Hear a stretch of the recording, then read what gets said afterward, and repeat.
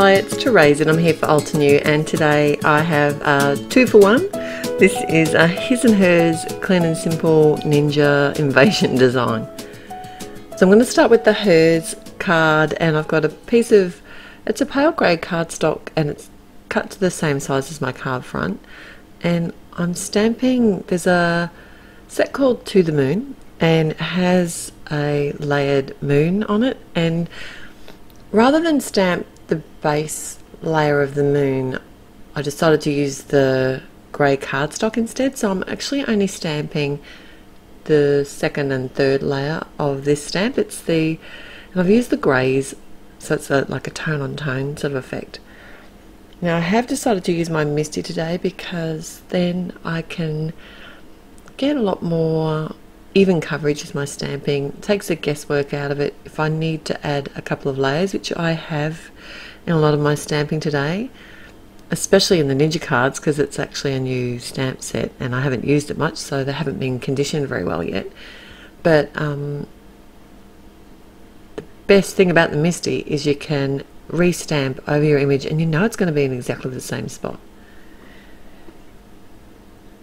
Right, so I did decide to stamp my sentiment at the same time because I have my cardstock in, I might as well get it done, and I've chosen a sentiment from the same set, which is probably my favourite sentiment out of the set, and I just had to use it. It says crafty by day, deadly ninja by night. And it's not me, but I'd love to think that I could be a ninja.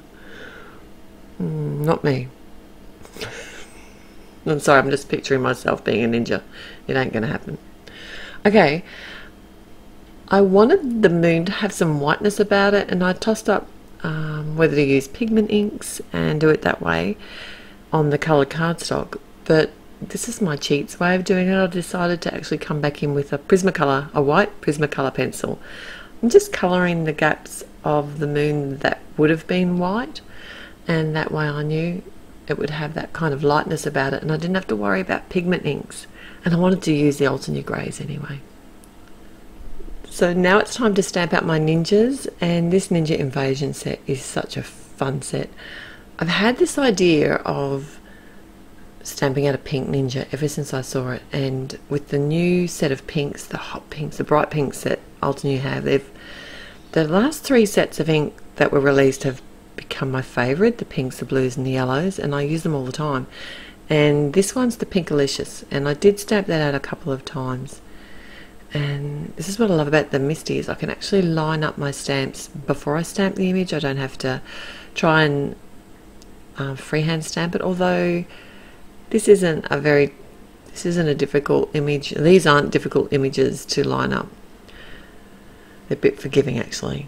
And I use the Sand Dunes colour for the skin, and there's also a little separate hand. Now each of these images is actually circled, so if you have a look at the set you can tell which pieces go with which ninja, but there's also a guide on the back of the pack or at the website as well. And I'm just going to use the coordinating die to stamp this out. Now if you'll notice, I haven't actually stamped out the swords yet, and that's because they actually run through the whole image. So if I stamped it black, it wouldn't have mattered, you wouldn't see it. But because I'm stamping my image in pink, if I stamped over top, you would actually see the sword through the pink portion of the ninja there. So I've just done a simple mask with some post-it note. I wasn't sure, and I actually did die cut it first before I stamped it out. I was 6 of one, half a dozen another. I wasn't sure whether I wanted to stamp it then die cut it, but I just thought this was an easy way. I know that the swords are going to be exactly where they need to on the image if I've die cut it first.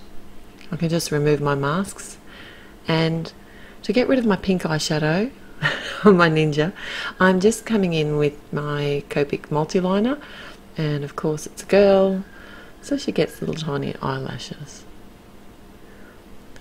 And I also did decide to come in and colour over the pink ink on the handles of the swords just to make them black.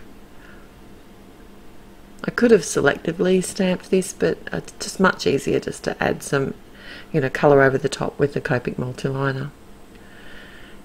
Now I've got a card, top fold card, it's cut the same, excuse me, the same size as the panel or vice versa.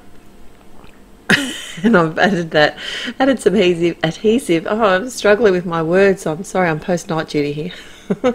I added it to the front of my top fold card with some adhesive, and now I'm just going to pump up my little pink ninja girl. Isn't she awesome? I did also add a rhinestone to her, because you need a bit of sparkle on a girl ninja. Right. This is my second card. It's even more clean and simple. It's a boy card. It's a his card for the Ninja Invasion. And I am using my Misty again. That's a new stamp. So I did actually condition my stamp with just a normal white pencil eraser. And that's what I found works the best. And it's a great cheats way to sort of allow your ink to stamp out evenly. If you're having trouble with your inks, it's a good trick to try. Now I'm stamping directly on my card. It's another top fold card, but this one's a landscape one, and I've done the classic black ninja here for a boy, adding in the skin layers and also the sword and the belt. I've used that turquoise blue. It's just beautiful. Now my sentiment I did in grey, but it was just too pale, so I came back and stamped it a second time, which is the best thing about the Misty, like I said. So that's it for my cards today. Thanks for joining me, and I'll have all the details listed at the blog and the links will be below. So bye for now.